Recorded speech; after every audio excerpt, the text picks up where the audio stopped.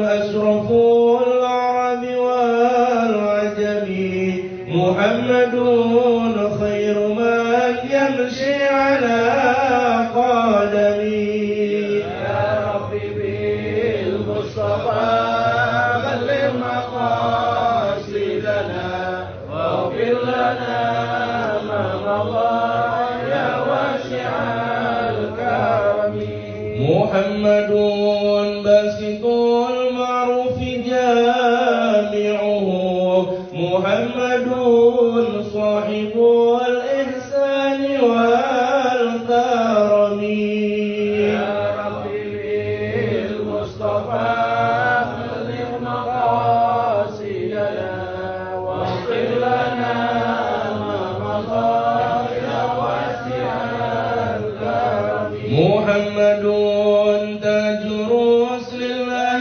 قاطبة محمد صادق الأقوال والكرم يا ربي بالمصطفى بلغ مقاصدنا واغفر لنا ما مضى يا واسع الكرم اللهم صل وسلم على سيدي وحبيبي وطبيبي قلبي وجسدي وروحي سيدي رسول الله محمد ابن عبد الله الصادق الأمين وعلى آله وصحبه أجمعين اللهم صل وسلم على سيدي وحبيبي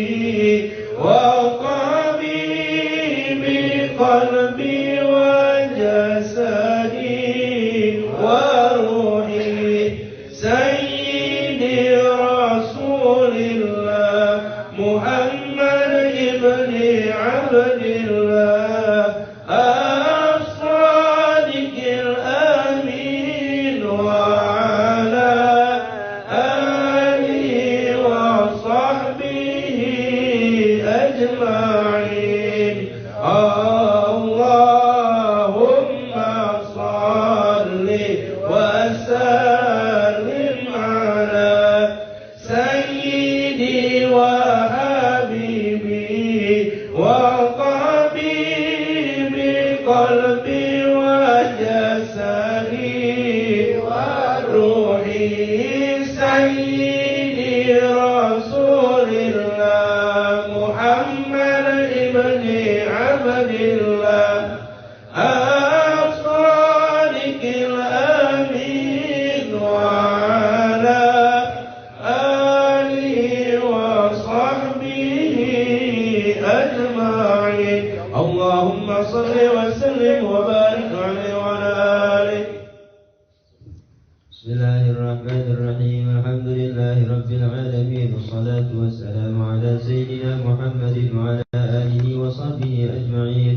قال المصنف رحمه الله تعالى ونفعنا به وبعلومه في الدارين آمين. رضي الله تعالى عنكم.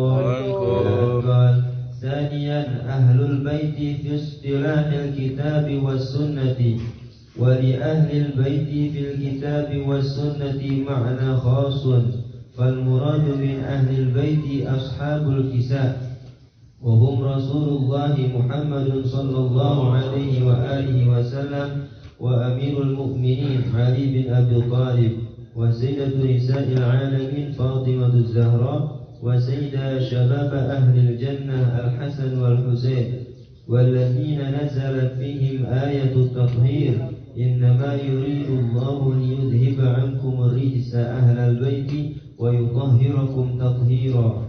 وهناك جملة وافرة من الروايات الصحيحة عن النبي صلى الله عليه وآله وسلم تصرح بأسمائهم وهي كالتالي: عن صفية بنت شيبة قالت عائشة رضي الله عنها: خرج النبي صلى الله عليه وآله وسلم غداة وعليه مرق مرحل من شعر أسود، فجاء الحسن بن علي فدخله، ثم جاء الحسين فدخل معه، ثم جاءت فاطمة فدخلها، ثم جاء علي فدخله، ثم قال: إنما يريد الله ليذهب عنكم الرجس أهل البيت ويطهركم تطهيرا. Assalamualaikum warahmatullahi wabarakatuh. Waalaikumsalam warahmatullahi wabarakatuh. Alhamdulillah wassalatu wassalam ala Rasulillah wa ala alihi wa man wala, amma ba'd.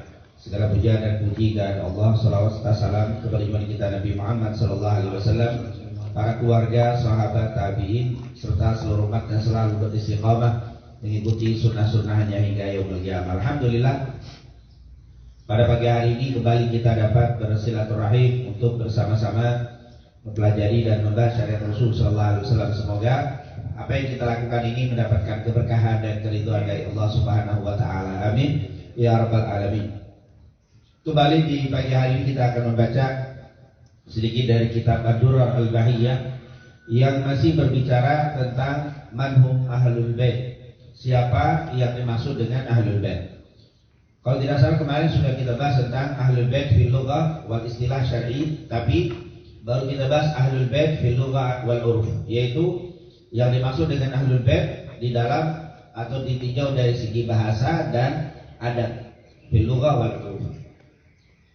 Sudah kita sebutkan kemarin bahwa tentang ahlul bait ini dibaca di halaman 11, maka sudah ayat ke-12 sudah belum? Ahlul bait rajul dawa qurba ini sudah. Wasara ahlul bait muta'arifat ini sudah belum? Sudah semua.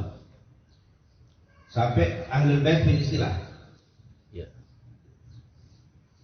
Penjelasan belum, waktu Penjelasan. dibaca penjelasan. Oh, banyak belum. Baik. Di sini wasara ahlul bait ya. Dikatakan situ qala al-ma'alif rahimahullah wa nafa'ana bi fidarain amin. Wasara ahlul bait muta'arifan bainal muslimin fi ahli nabi.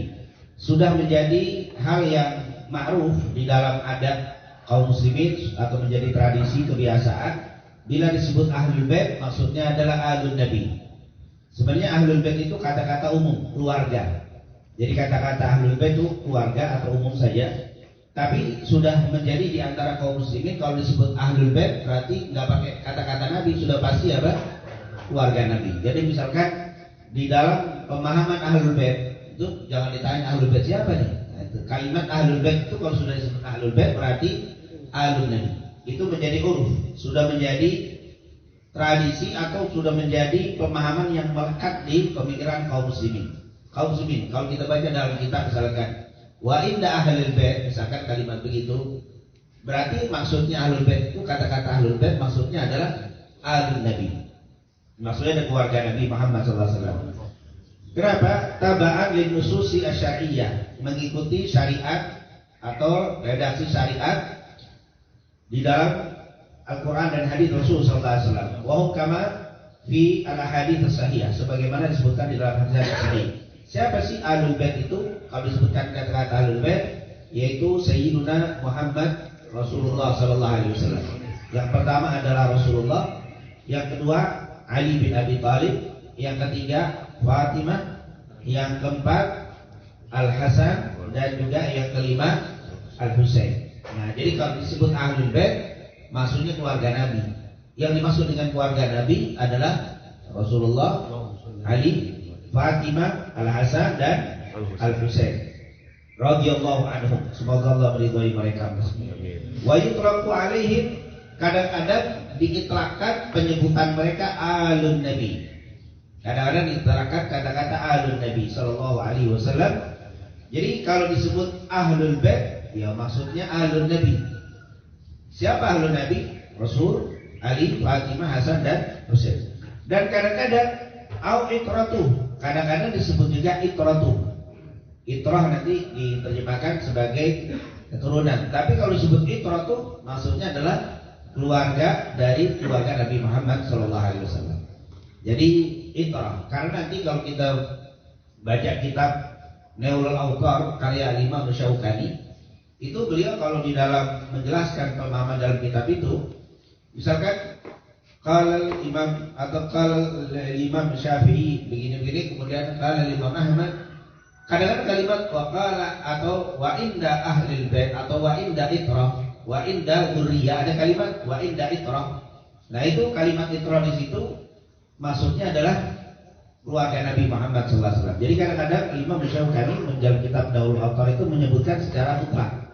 Jadi kalimat wa inda ahlil bait, wa inda ahlil bait itu tidak disebutkan ahlul bait siapa, tapi sudah kita pahami maksudnya adalah tidak disebutkan kata-kata ahlul bait, kecuali yang dimaksud adalah ahlul Nabi. Yang dimaksud ahlul Nabi adalah Nabi sendiri tentunya, kemudian Fatimah, Ali, Hasan dan Husain. Dan kadang-kadang disebut itratu, yaitu kalimat itrah. Jadi kalimat itrah ini sama. Wal al, kalimat al aslinya maglubun minal ahl, yaitu aslinya adalah ahli. Kalimat ahlu, tapi dirubah menjadi al aslinya. Fayuqalu alullah wa alu rasulih. Misalkan alullah atau alu rasul, ai auliya'uh. Kalau nggak disebut kata-kata alullah atau alu rasulih, maksudnya adalah auliya'uh, kekasihnya. Ini kalimat asluha ahl, thumma ubdilatil ha hamzah. Aslinya alu itu adalah double AR, tapi karena ketemu dua hamzah AR, jadi ah yang kedua menjadi ahl, diganti. Jadi kalimat sama, berarti al aslinya ahl. Nah, cuman karena bertemu dua hamzah, fasarat bit takdir AR, seperti yang kita baca di dalam itu di halaman 12. Falamma tawalatil hamzatani ubdilu atsaniyata alifan. Maka ketika berdouble kalimat alif double, maka diganti apa? Menjadi yang kedua itu menjadi yang alif diubah menjadi apa? Al. Yang aslinya adalah ahlu, yaitu al. Kalimat aslinya al. Dihilangkan menjadi, mungkin sering kita dengar kalimat Allah. Itu apakah itu diganti, bisa diganti itu Allahu, itu jadi berubah juga. Ada kalimat-kalimat yang bisa diganti. Tentunya kalimat ahlu sama dengan alu, berarti artinya apa? Sama, yaitu kalimat sama, yaitu alu menjadi ahl, yaitu berubah kalimatnya. Wal itrah, adapun itratuhum ahlul bait radhiyallahu anhum kama sarraha bidzalika Ibnu Mandur, sebagaimana telah dijelaskan oleh Imam Ibnu Mandur. Ibnu Mandur ini punya kitab Lisanul Mizan, Lisanul Arab, kitab kamus yang berjumlah 15 jilid tentang kamus bahasa Arab.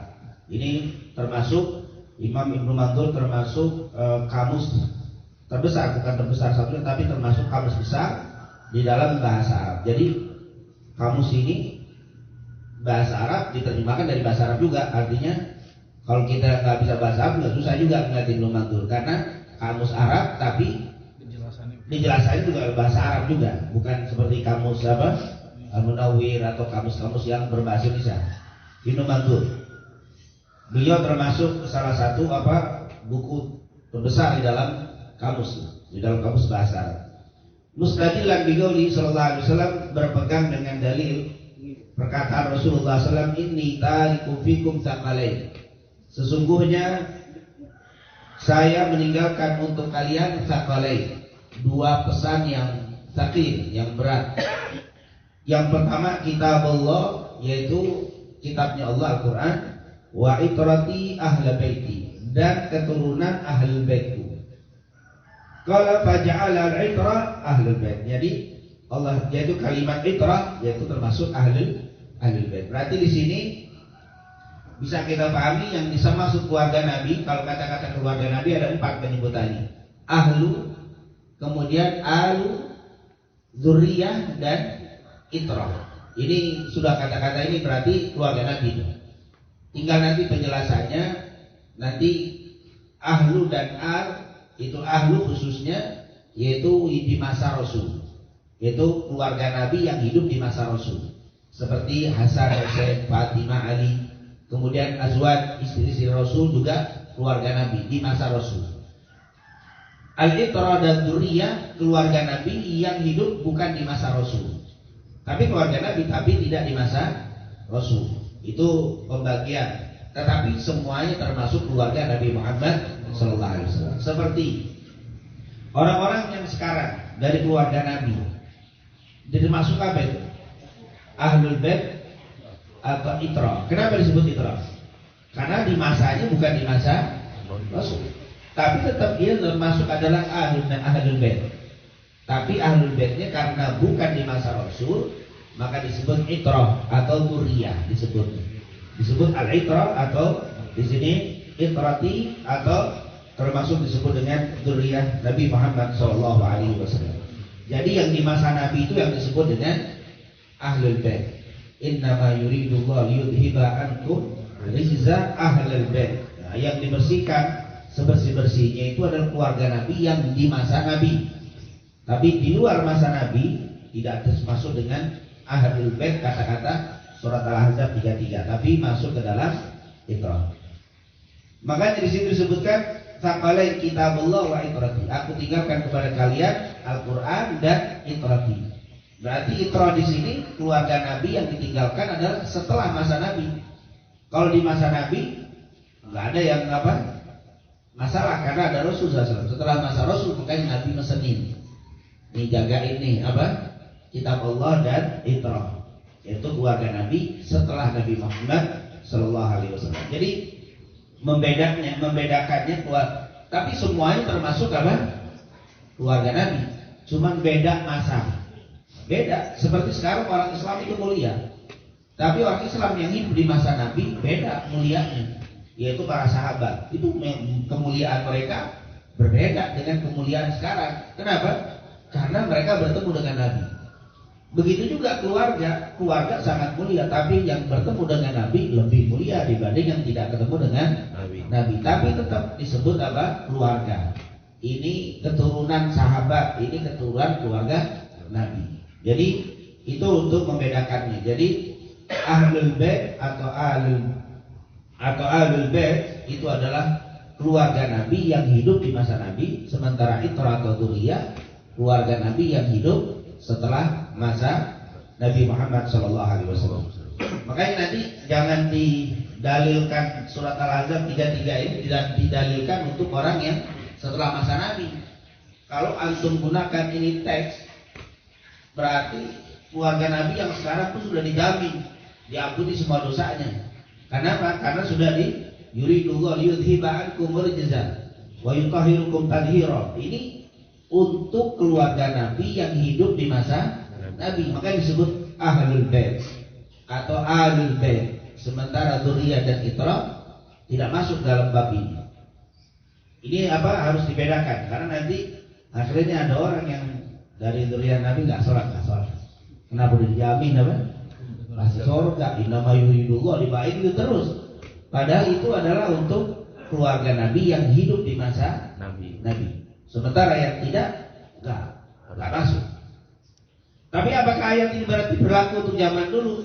Ya, kalau bahasa berlaku tentunya tetap berlaku, tetapi tidak mutlak. Dalam artian imbas dari ini ada, tapi tidak seperti la yamassuhu ilal mutahharun, turun zaman dulu tapi apa sekarang berlaku? Ya berlaku juga, tapi tidak mutlak seperti zaman dulu. Jadi ada keistimewaan, ada kelebihan, tapi sebetulnya jangan disamakan. Ini kalau disamakan berbahaya sekali. Wa thammatu farqi baina ahli rajuli wa ahli baiti rajuli. Dari semua itu kesimpulannya perbedaan antara ahli rajul dengan ahli baiti rajul. Apa ini perbedaan? Dari kalimatnya ada kalimat ahli bait. Kalau tadi kan ahli rajul dengan ahli bait. Kelihatannya hampir nggak ada, tapi sebenarnya ada perbedaan gitu ya. Ahli rajuli dengan ahli baitir rajuli. Ada baitnya, pertanyaannya ada kalimat bait. Kalau ahli rajul faqad ubira fil lughati majazan bi ahli rajul an imraati. Telah diungkapkan di dalam bahasa secara majas, kalimat ahli rajul adalah imra'ah, istrinya. Jadi kalau kita bilang ahli rajul atau ahlur rajul, itu berarti istrinya. Berbeda qala Az-Zubaydi fi Tajil Arus, yaitu ini juga kamus ya. Ini Az-Zubaydi juga kamus besar. Dikatakan al-ahlul lirrajuli, yaitu yang disebut dengan ahlul rajul itu adalah zaujatnya, istri. Jadi kalau disebut ahlul rajul itu istrinya. Tapi beda ahlu baitir rajul, beda ya. Ada ahlul bait. Kalau tadi ahlul rajul. Dikatakan amma ahlu baitir rajul, adapun yang dimaksud dengan ahlul bait, siapa itu? Fahum man yajma'u wa iyyahu nasab. Mafahum, yaitu mereka man yajma'u yang mengumpulkannya, wa iyyahum dan mereka nasab karena ada nasab. Jadi kalau ahlul bait dikumpuli karena nasabnya. Tapi kalau ahlul rajul itu istri. Makanya nanti di sini terjadi perbedaan panjang nih. Ahlul bait di dalam surat Al-Ahzab ayat 33 ini, apakah yang dimaksud dengan ahlul bait itu istri-istrinya Nabi, apa keluarga Nabi, yaitu Fatimah, Ali, Hasan dan Husain? Sebagian ahli tafsir mengatakan istri-istrinya karena dilihat ayat sebelum dan setelahnya. Karena kalau kita baca surat Al-Ahzab 33 sebelumnya, itu ayatnya berbicara tentang para istri Nabi. Jadi ceritanya tentang para istri Nabi sampai ayat 33. Makanya kata ulama, oh ini ayat berkaitan dengan ayat sebelumnya, berarti ini ayat berkaitan dengan para istri Nabi. Jadi kata-kata innama yuridullahu liyudhiba ankum rijsa ahlal bait, ahlul bait di sini adalah istri. Tapi nanti sebagian ahli hadis kebanyakan mengatakan ahlul bait di sini bukan istri, tapi adalah keluarga nasab.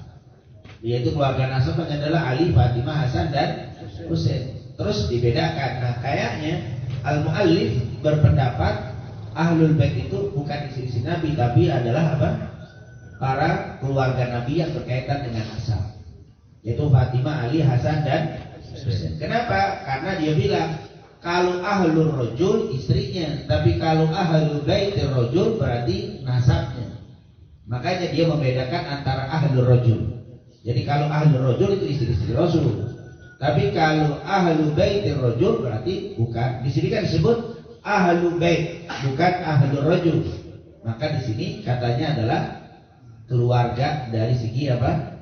Nasab. Jadi dari pendapat ini walaupun dia tidak menguatkan, tapi dari segi bahasa didefinisikan bahwa yang dimaksud ahlul bait di sini adalah Ali, Fatimah, Hasan dan Husain, bukan istri-istri Nabi. Kalau dilihat dari dia membedakan antara ahlul rajul dan ahlul baitir rajul.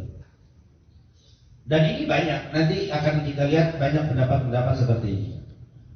Wa ta'urifu fi usratin Nabi sallallahu alaihi wasallam mutlaqan idaqil. Nah, makanya sudah menjadi uruf, sudah menjadi kebiasaan, sudah menjadi tradisi kalau disebutkan kata-kata ahlul Nabi, maksudnya usratin Nabi adalah ahlul bait.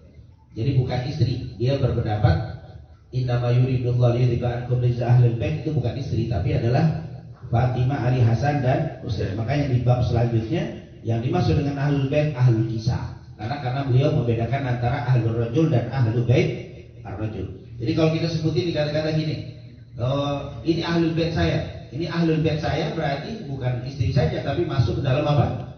Anak, mantu, cucu itu ahlul bait. Tapi kalau ini ahli, berarti ahli ini berarti apa? Masuk istri. Masuk ke dalam ahli, bukan ahlul bait. Beda dengan ahli dan ahlul baiti. Jadi ahli itu masuk istri. Tapi kalau ahlu baiti berarti apa? Keluarga yang ada hubungan nasab. Nanti pembagian nasab ini bisa jadi dari nasab asli, bisa nasab karena pernikahan. Masuk ke dalam bab nasab. Liqauli sallallahu alaihi wasallam, liqauli azza wa jalla, innama yuridullahu liyudhiba ankum rijza ahlal bait wa yutahhirukum. Ini dari segi bahasa. Nanti tentunya kita akan banyak pendapat, karena kalau pendapat ini tentunya kalau orang yang tidak paham langsung wahai Syiah. Ini Syiah. Kenapa Ahlul Bait diterjemahkan hanya untuk siapa? Untuk orang yang hubungan nasab seperti Ali, Fatimah, Hasan dan Husain. Sementara ini yang dipegang oleh Syiah sudah pasti. Innama yuridullah Ahlul Bait itu bukan untuk istri, tapi untuk khusus ahli kisah. Tapi nanti pendapat yang insaf, pendapat yang sedang nih, pendapat yang tidak terlalu ekstrim ya, dalam artian orang yang mengerti, dia akan mengatakan bahwa Ahlul Bait di sini adalah maksudnya adalah keluarga Nabi, tapi masuk juga istri-istri Nabi. Karena ayat sebelumnya berkaitan dengan para istri Nabi, tapi ayat ini berkaitan dengan Ahlul Bait. Jadi diambil dari awal ayat plus setelah ayat 33, maka digabungkan. Karena kata sebagian mufassirin tidak boleh menafsirkan ayat sepotong-sepotong, tapi harus mengambil dari keseluruhan. Maka mereka berpendapat Ahlul Bait masuk ke dalamnya istri Rasul, wabil khusus adalah Ali, Fatimah, Hasan dan Husain. Tapi masuk ke dalamnya istri Nabi. Tapi kalau Syiah, istri Nabi semuanya dibuang, tidak ada masuk ke dalam Ahlul Bait Nabi Muhammad sallallahu alaihi wasallam. Insyaallah nanti di dalam penjelasan ke depan kita akan lebih paham. Ini baru istilah. Kadang dari segi istilah bahasa. Karena memang dari segi istilah bahasa ini kata para ulama sangat membantu. Jadi kita kalau mau menjelaskan sesuatu itu sudah menjadi kaidah umum para ulama salaf, jelaskan dulu dari segi bahasanya. Kalau dari segi bahasanya paham, nanti akan lebih mudah untuk memahami. Tapi tidak boleh dari segi bahasa terus berhenti, nggak belajar lagi, istilahnya belum. Nah ini akan menjadi rumit. Sama seperti ketika kita membahas tentang kata-kata bid'ah. Bid'ah itu dari segi bahasa ma'ahdatsa, yaitu apa-apa yang baru, atau lam yaf'alhu Nabi, itu adalah bid'ah dari segi bahasa. Segala sesuatu yang baru atau yang belum pernah dilakukan Nabi itu namanya bid'ah dari segi bahasa. Jadi seperti dikatakan dalam Al-Qur'an, badi'us samawati wal ard. Badi', Allah menciptakan sesuatu yang tidak ada contoh sebelumnya. Badi'us samawat, Allah menciptakan langit dan bumi, tidak ada contoh sebelumnya. Makanya tidak disebut khalaqa, tapi badi'us samawati wal ard. Allah telah menciptakan langit dan bumi tanpa ada contoh sebelumnya. Itu kata-kata badi' bid'ah. Jadi bid'ah itu sesuatu yang baru dari segi bahasa. Nah, gara-gara berhenti sampai situ doang, akhirnya segala sesuatu yang baru disebut apa? Bid'ah. Nabi Maulid ngadain enggak berarti bid'ah. Nabi enggak pernah lakukan. Begitu doang.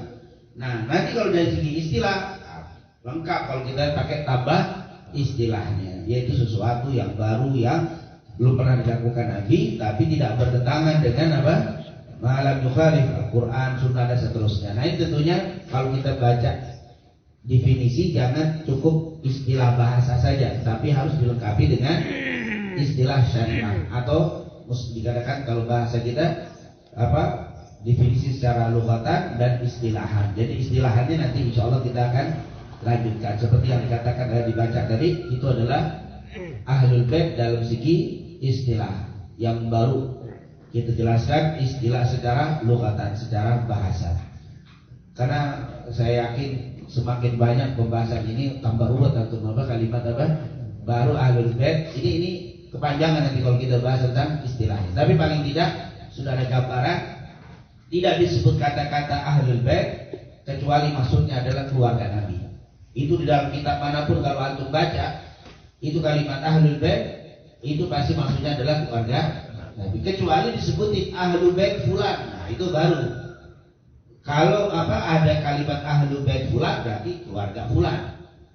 Nah itu kalimat Ahlul Bait. Dan disebut kalimat keluarga Nabi bisa disebut Ahlul Bait, Ahlul Bait, bisa disebut Itra dan juga Dzurriyyah. Itu adalah semua sebutan untuk keluarga Nabi. Untuk membedakannya adalah yang hidup di masa Nabi suka disebut Ahlul Bait, yang setelah Nabi suka disebut Itra atau Dzurriyyah. Tapi semua keluarga Nabi Muhammad sallallahu alaihi wasallam. Nah, tentunya kalau di sini muallif atau pengarang lebih menekankan Ahlul Bait hanya untuk Ahlul Kisah secara bahasa. Karena beliau membedakan antara Ahlul Bait dengan Ahlul Rajul. Yaitu kalau Ahlul Rajul istri, kalau Ahlul Bait berarti keluarga yang ada hubungan dengan nasab orang tersebut. Sampai di sini mungkin ada yang paham ada yang bertanya berkaitan dengan ini baru segi definisi secara bahasa ya. Kita tidak masuk ke dalam bab istilah. Istilah nanti lebih mudah. Secara bahasa agak ribet tapi secara istilah nanti akan lebih mudah. Karena nanti seperti yang kita dengar bacaan tadi, yang dimaksud dengan Ahlul Bait keluarga Nabi itu adalah Fatimah, Ali, Hasan, Husain dan Rasulullah SAW berdasarkan ayat atau dalil hadis tersebut. Supaya tadi kalau kita sudah baca istilah secara bahasa, insya Allah nggak terlalu ribet. Yang penting adalah memahami kata-kata secara lugatan. Insya Allah kita semua sudah memahami kata-kata. Tidak ada yang bertanya tentang lugatan secara istilah bahasa saja. Istilahnya nanti pembahasan. Dan ahlul kisah ya, nanti kenapa kalau disebut ahlul kisah ini nanti ada secara bahasa. Ada yang dibaca tadi itu adalah dalil tentang disebut ahlul kisah. Mungkin kalau kita suka menyebut bintang 5 gitu ya. Bintang 5 kalau kita lihat Ali khamsatun utbu bihim haral waba il khatimah al-mustafa wal muqtada wa ibnahuma wa Fatimah. Itu adalah 5. Itu 5 yang disebut dengan Ahlul Bait tadi. Mungkin ada yang bertanya tentang ini. Walaupun sedikit kita ambil, apalagi ini juga banyak ashabuna yang ma'dzur karena memang hujan ya, motor masya Allah dari subuh. Ini kalau yang nggak mantep banget lewat. Kami insya Allah datang parah gedean. Apalagi yang hujan-hujanan insya Allah. Qasidah dulu.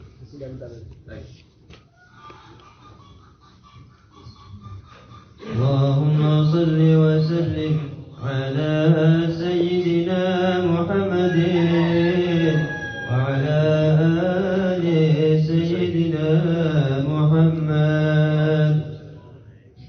Ya ahla baitin nabi, ya ahla safa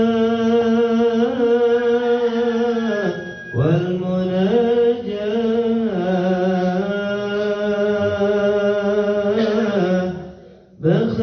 بخيت من حبكم يظفر بما قد تمنى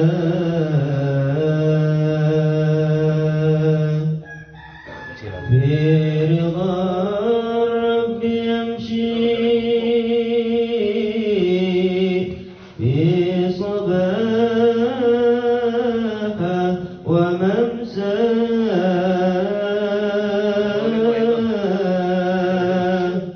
ويحصل مقاصده وما كان يرجى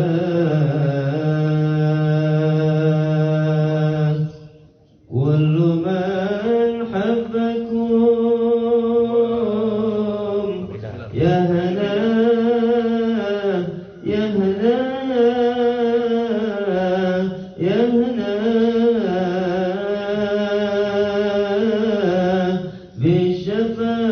بالشفاعة من المختار في يوم لقياه. اللهم صل وسلم وبارك عليه وعلى آله. قال المصنف رحمه الله تعالى ونفعنا به وبعلومه في الدارين آمين. رضي الله تعالى عنكم إلى أن قال: وورد أيضا عنه عليه الصلاة والسلام: لا يدخل الجنة سيء الملكة، وهو الذي يسيء إلى ما ملكت يمينه. ومن الإساءة إلى المملوك أن لا يقوم له بما يكفيه من الطعام واللباس، وأن يكفله من الخدمة فوق ما يطيق، وأن يشتمه ويضربه بغير حق. فإن فعل به شيئا من ذلك اقتص له منه في الدار الآخرة كما وردت به الأحاديث. ومهما ضربه أو شتمه على أمر يستوجب به ذلك فعليه ألا يجور ولا يتجاوز الحد، وإن عفا وصفح كان ذلك أحسن وأجمل، وكان له فيه الثواب العظيم من الله عز وجل. Ya, yang tadi dibacakan sama guru kita tadi, ya ahlul bait Nabi itu sudah apa? Udah jelas itu ya, karena ya ahlul bait saja udah masuk kita tahu, apalagi ditambahin apa? Ya ahla baitin Nabi. Berarti ini ahlul bait tadi. Itu karena memang apa yang maksud ya ahlul bait Nabi di sini biasanya gasidah-gasidah seperti ini. Ini tulis-tulisnya pakai gasidah. Ada ini Abdullah Haddad. Ya ahla baitin Nabi, ya ahla Safa, itu adalah maksudnya adalah keluarga Nabi Muhammad SAW. Ya ahla baitin Nabi, Aib Soleh Tanggul. Ya. Ya ahla baitin Nabi, wahai keluarga Nabi, ya ahla Safa wal munajat, yaitu yang ahli Safa, yang hatinya sangat bersih, dan ahli munajat, orang yang selalu berdoa kepada Allah Subhanahu wa taala. Ini adalah kalimat ya ahli bait Nabi. Jadi ketika kita tahu definisi bahasa itu, qasidah-qasidah itu banyak dari ahli bait Nabi. Kenapa? Bukan mereka dia, bukan, karena memang ahli bait sudah sudah ma'ruf, sudah menjadi hal yang biasa itu di munajat. Apalagi yang membuat sudah biasanya adalah dari juga ahli bait, dari anak keturunan mereka yang membuat. Jadi seperti kita ketika kita ingin memuji ada kiai tapi nggak ada hubungan darah sama kita. Ada satu kiai lagi yang taruhlah sama ilmunya tapi dari kakek kita, dari paman kita. Kira-kira yang kita puji yang mana lebih banyak? Yang ada darahnya. Karena apa?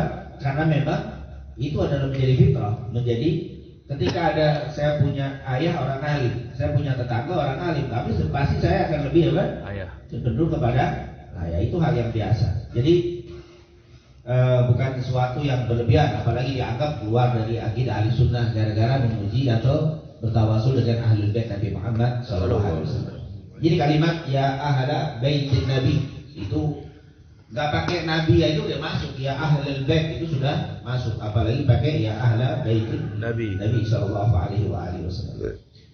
Kemudian kita lanjutkan sedikit dari pembacaan dari kitab An-Nasaih Ad-Diniyah wal Wasaya Al-Imaniyah yang ditulis oleh Habib Abdullah bin Alwi Al-Haddad, yang masih berbicara tentang berbuat baik terhadap mamalik, terhadap pembantu.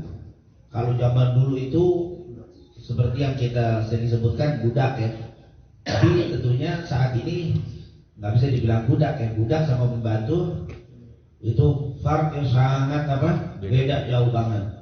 Karena budak itu diperoleh dengan perang, kemudian dapat, mereka kalah kita ambil jadi budak, atau kita beli, jadi hak pemilikan itu full.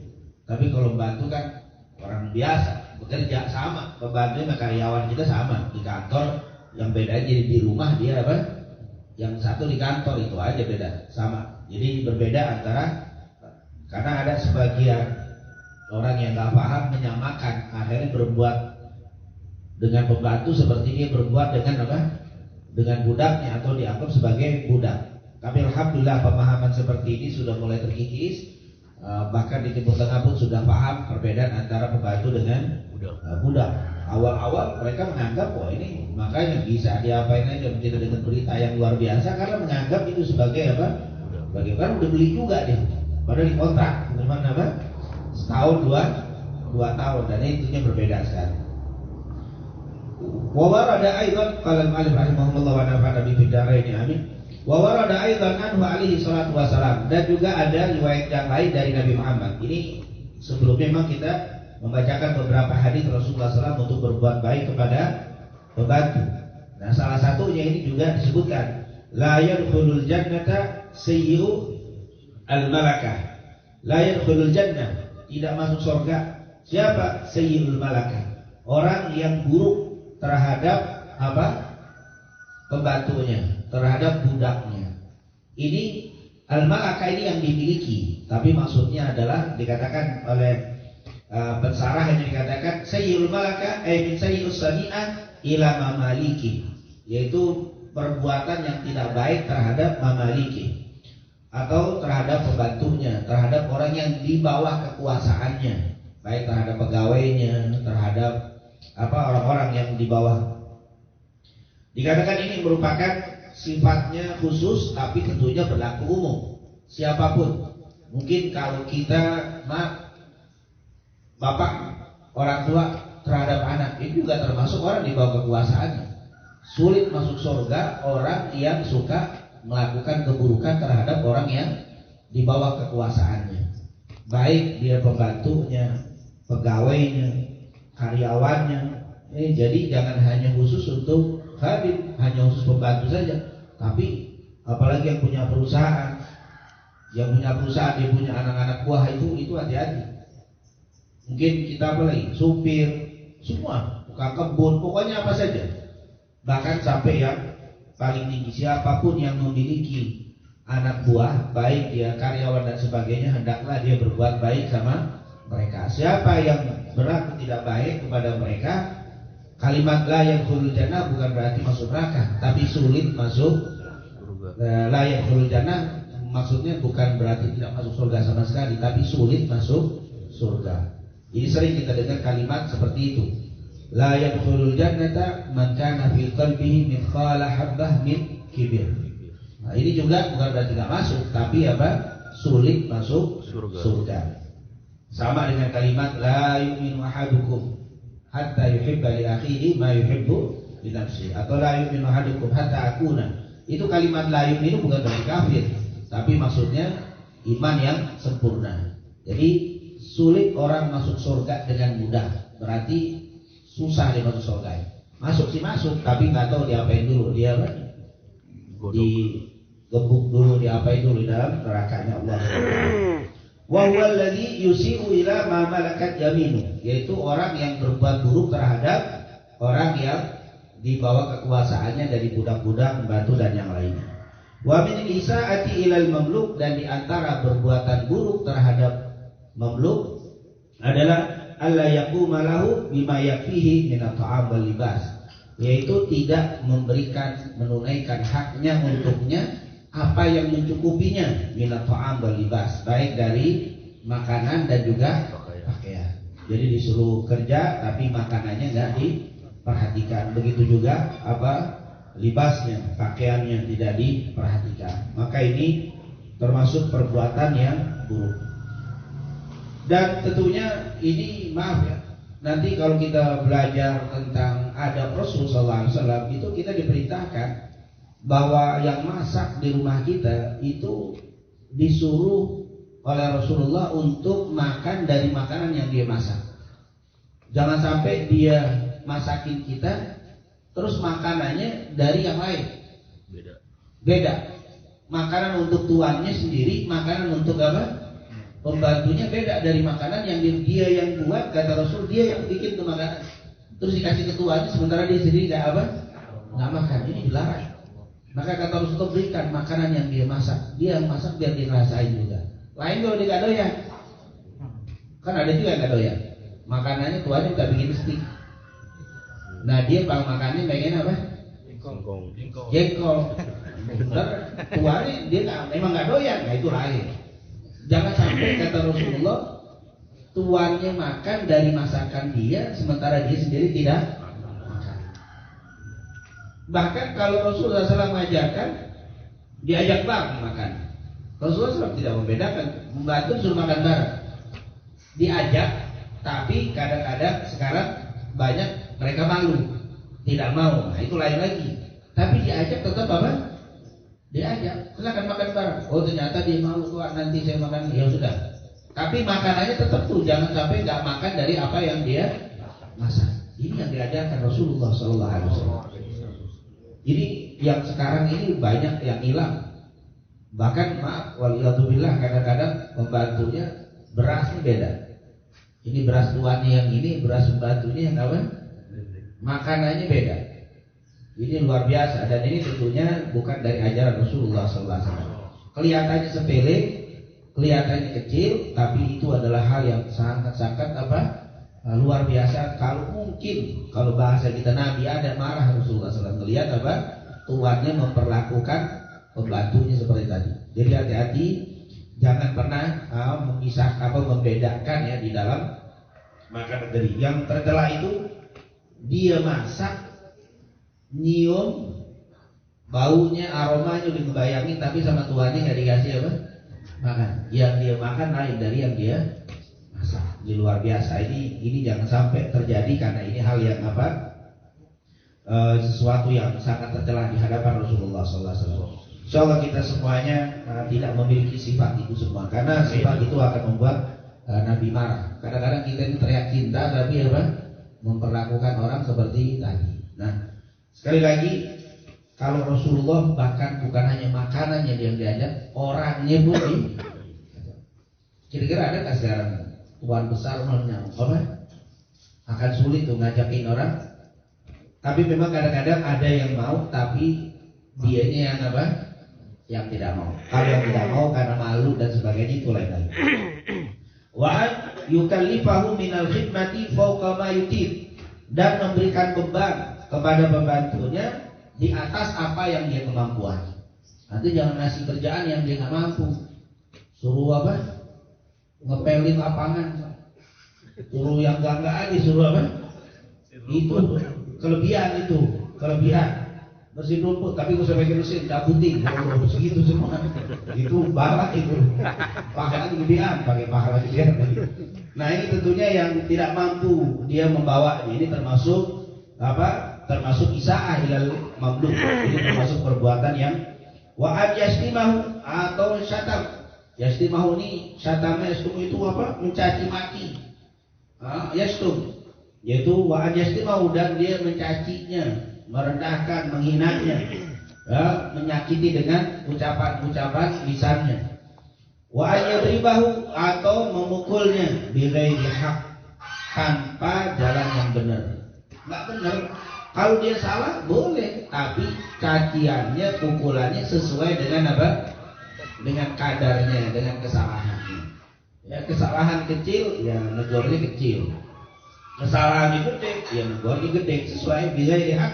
Kalau nggak dengan yang benar itu salah. Itu termasuk isaah ilal mamluk, termasuk perbuatan yang menyakiti dan berlebihan, melampaui batas. Ini tidak diperbolehkan, karena kita sudah diajarkan di dalam Al-Quran, di dalam hadis, bagaimana salah tetap harus ada hukuman. Salah itu harus ada hukuman, dalam artian harus ada teguran. Tapi teguran dan hukuman itu harus sesuai dengan tingkat kesalahannya. Dalam Al-Quran, yang membunuh suruh bunuh. Yang berzina kalau sudah nikah hajar, yang belum nikah pukul 100 kali, diasingkan setahun. Pencuri potong tangan. Berarti kan ada ada kadarnya, nggak boleh mencuri dibunuh. Berarti itu kan melewati batasan. Sebenarnya dalam Al-Quran sudah diajarkan hukuman-hukuman itu ada. Tapi kalau tidak ada hukuman sama sekali juga salah, karena Al-Quran itu ada hukuman. Berarti hukuman itu harus ada. Begitu juga kesalahan-kesalahan di dalam pekerjaan mereka harus ada hukuman, tetapi harus sesuai dengan kesalahannya. Jangan sampai melebihi hal tersebut. Kalau melebihi, maka ini termasuk hal yang dilarang oleh Rasulullah. Wa minal isa'a ilal mamluk, itu termasuk perbuatan yang melakukan keburukan terhadap mamluk. Fa in fa'ala bi syai'an min dzalik, kalau memang dia melakukan itu, artinya tuannya, budaknya, pembantunya nggak salah, tapi dia salah-salahkan, dicaci maki, atau dia melanggar tapi dihukum lebih daripada kesalahannya, maka ukhtusra, dia akan dikasih kisos lahu baginya minhu fid daril akhirah. Allah akan ambil kisos, artinya tuan itu bakal dihukum oleh Allah nanti di hari akhirat. Kama waradat bihil ahadits, sebagaimana yang telah diriwayatkan dari beberapa hadis. Memang pembantunya tadi, anak buahnya nggak bisa balas karena bos, karena tuan. Tapi Allah yang akan bikin pembalasan nanti di yaumil kiamah. Ini merupakan hal yang harus kita hindari. Insya Allah Allah jadikan kita sebagai orang-orang yang memiliki bawahan selalu bersikap baik terhadap mereka. Dan insya Allah bawahan kita justru menjadi jalan untuk kita mendapatkan ridha kebahagiaan dan keselamatan dunia wal akhirah. Ini yang sangat ditekankan oleh Habib Abdullah bin Haddad tadi. Memang mereka nggak bisa balas kamu, tapi Allah akan apa? Membalasmu ketika kau berlaku semena-mena terhadap orang yang ada di bawah kekuasaanmu. Insya Allah Allah selalu berikan kepada para penguasa, baik penguasa rumah tangga, penguasa warga, penguasa negara, selalu mereka berlaku adil dan tidak berlaku zalim. Amin ya rabbal alamin. Mungkin itu yang bisa kita bahas pada kesempatan kali ini, walaupun singkat, insyaallah mendapatkan keberkahan dan keridhaan dari Allah Subhanahu wa taala. Amin ya rabbal alamin. ربنا اعترفنا بأننا اقترفنا وأننا أسرفنا على لظى أشرفنا فتب علينا توبة تغسل كل حوبة واستر